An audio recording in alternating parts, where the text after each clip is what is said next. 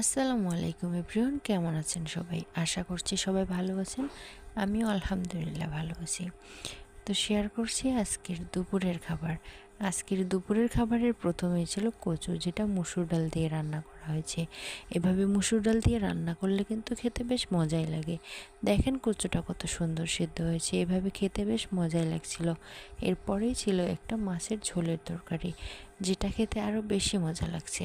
তো আমি মাছের মাথার পিস নিয়েছিলাম, কেননা এই তেলের অংশটা আমার খুব পছন্দের। মাছের মাথা খেতে আমার কাছে বেশ মজাই লাগে। আপনাদের কার কাছে কেমন লাগে অবশ্যই কমেন্ট করে জানাবেন। যেহেতু আমরা বাঙালি, তাই মাছে ভাতে বাঙালি, মাছটা আমরা খুব বেশি খেয়ে থাকি। এরপরে আমি আরেকটু ঝোল নিয়ে নিলাম।